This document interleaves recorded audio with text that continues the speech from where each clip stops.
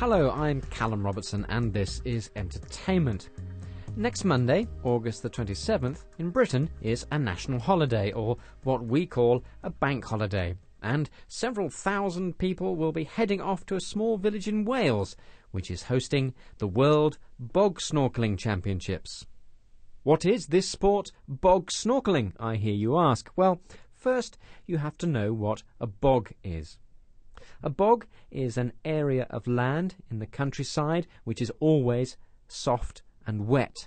When you walk through it, your feet might get stuck and it makes a squelching noise. The particular bog in question is what's known as a peat bog. So that's a bog, and what about the snorkelling part? Well, normally snorkelling is what you do on holiday in the warm blue sea, swimming with your head underwater, breathing through a plastic tube called a snorkel. Bog snorkelling, then, is a combination of those two things, and to learn more about it, I spoke to one of the organisers and founders of the World Bog Snorkelling Championships, Gordon Green. What we've done is we've dug a trench in the peat bog so that it fills with a nice dirty water. Gordon says that they dig a trench in the bog.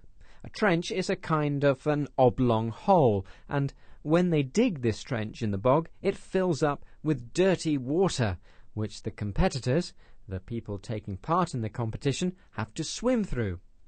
Listen again. This time, listen out for how long the trench is and how far the competitors have to swim.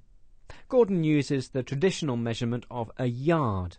A yard is about 0.9 of a metre, so nearly a metre.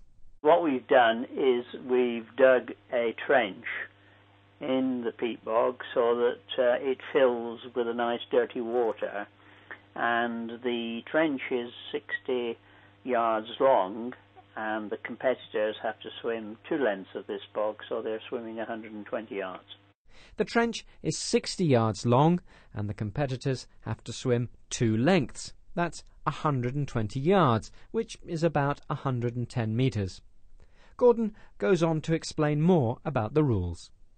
Bog snorkeling is a sport where you have to breathe through a snorkel. You can use flippers, and the majority do use flippers, but you have to breathe through a snorkel, and you're not allowed to do a crawl or a breaststroke. You have to keep your arms straight in front of you or do a dog paddle.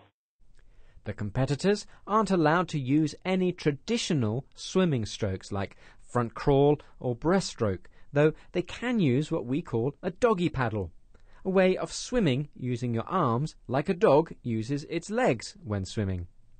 They have to breathe through a snorkel, and they can wear flippers or fins on their feet. bbclearningenglish.com. Swimming is now not the only bog snorkelling event. If you want to, you can also try mountain bike bog snorkelling. I asked Gordon to describe that. We've dug a deeper trench, and we have to have a special bike produced. What we do is we fill the frame full of lead. We put water in the tyres instead of air. We've got lead weights on the bike, and the person that's riding it has to wear a lead belt round his waist or her waist, and also lead in a rucksack. So we've got the correct buoyancy, so that when you cycle under the water, you can actually do that and breathe through your snorkel.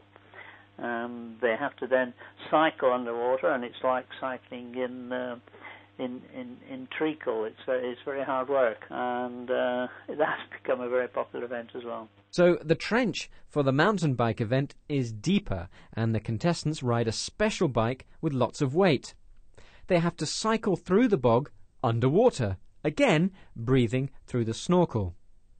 I then asked Gordon how it all started. Where did the idea come from to get people to swim through or cycle through dirty water in a field? And how long has it been going? Well, it started like all these things do, late at night in in a pub when we'd all been drinking, and we were wanting to raise some money for a charity at the time, and someone said they didn't know anything in their garden but a bog, and then someone else said, well, let's swim in it, and that's how it came along. And when was this?